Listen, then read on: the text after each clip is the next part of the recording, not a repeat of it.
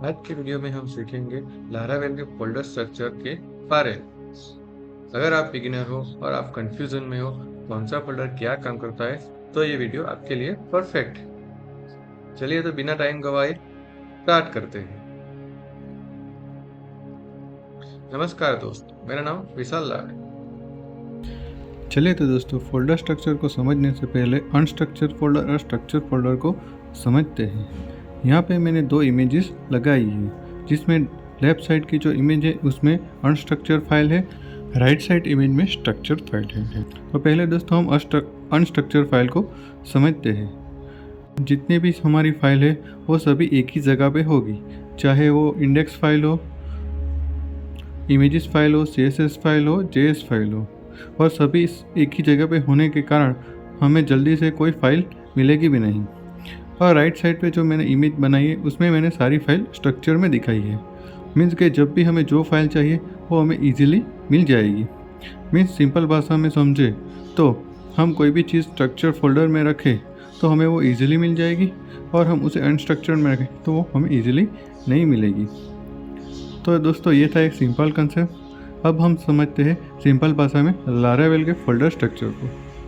जब भी हम लारावेल को इंस्टॉल करते हैं तब आपको बहुत सारे फोल्डर दिखते हैं, जैसे कि आपको स्क्रीन पर दिख रहे हैं। जैसे कि ऐप फोल्डर हो गया, राउट फोल्डर हो गया, रिसोर्स फोल्डर हो गया, डेटाबेस फोल्डर हो गया, कॉन्फ़िग फोल्डर हो गया, वेंडर का फोल्डर हो गया। आज हम एक एक फोल्डर को सिंपल भाषा में समझते हैं। पहला होता है ऐप फोल्डर। ये फोल्डर सबसे इम्पोर्टेंट फोल्डर होता है।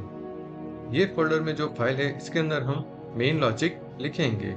मॉडल का फोल्डर, कंट्रोलर का फोल्डर और मिडलवेयर का फोल्डर हमें मिलता है। दोस्तों और भी दूसरे फोल्डर मिलते हैं, जैसे कि प्रोवाइडर, मेल्स, वो सब हम आगे समझेंगे। ये हमारे मेन 3 फोल्डर होते हैं जिसमें हमें मॉडल, कंट्रोलर और मिडलवेयर की जरूरत पड़ती है। इसी फोल्डर से आपकी सारी एप्लीकेशन मैनेज होती है। राउट फोल्डर में आप डिफाइन करते हो कि कौन सी URL कौन से कंट्रोलर को कॉल करेगी, जिसके अंदर हमें web.php और app.php फाइल मिलती है। यहाँ से यूजर की सारी रिक्वेस्ट को हैंडल किया जाता है। मीन्स कि हम जो भी URL लिखेंगे वो पहले राउट के पास जाएगी, उसके बाद वो कंट्रोलर में जाएगी। उसके बीच में जो प्रोसेस होती है वो मैं आपको आगे जब डीपली समझाऊंगा तब बता दूंगा। रिसोर्स फोल्डर में आपका व्यू होता है, जिसके अंदर हम HTML और UI डिजाइन करेंगे। इस फोल्डर को फ्रंट पार्ट भी बोला जाता है। सिंपल भाषा में समझो तो वेबसाइट पे हमें जो भी दिखता है तो वो रिसोर्स फोल्डर के अंदर होता है। पब्लिक फोल्डर के अंदर index.php फाइल होती है, जिससे हमारा प्रोजेक्ट रन होता है। साथ में इमेजेस का फोल्डर, CSS का फोल्डर, JS का फोल्डर, वो सब फोल्डर भी रहते हैं, जिसे हम डेवलपर लोग एसेट्स बोलते हैं। नेक्स्ट है कॉन्फ़िग फोल्डर में एप्लीकेशन का सेटिंग होता है, जैसे कि डेटाबेस का कॉन्फ़िगरेशन हो गया, मेल का कॉन्फ़िगरेशन हो गया और एप्लीकेशन सेटिंग हो गई।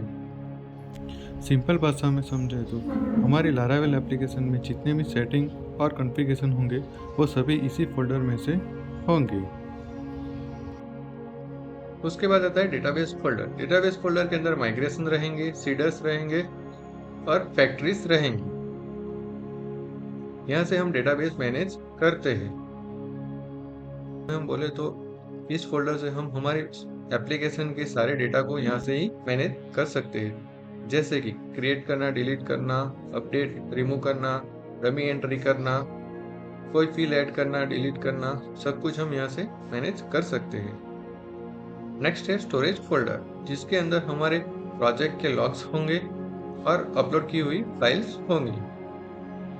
इस फोल्डर के अंदर टेम्पररी फाइल और सिस्टम की फाइल्स होती है। लॉग के फोल्डर के अंदर जब भी हमारी एप्लीकेशन रन हो रही होती है तब जो भी एरर आती है उसके लॉग बन के लॉग फोल्डर में स्टोर होते हैं। उसी तरह हम जो भी फाइल अपलोड करते हैं वो अपलोड फाइल्स के अंदर स्टोर होती है। स्टोरेज फोल्डर के अंदर अपलोड फाइल इसलिए स्टोर होती है ताकि उसके लिए एक सिक्योरिटी है, वो भी हम आगे समझेंगे। लास्ट में आता है वेंडर फोल्डर में कंपोजर की डिपेंडेंसी होती है। इसको हम कभी मैन्युअली चेंज नहीं कर सकते। सिंपल भाषा में कहे तो लारावेल एप्लीकेशन का वेंडर एक इंजन है। इसके बिना हमारी एप्लीकेशन रन नहीं हो सकती।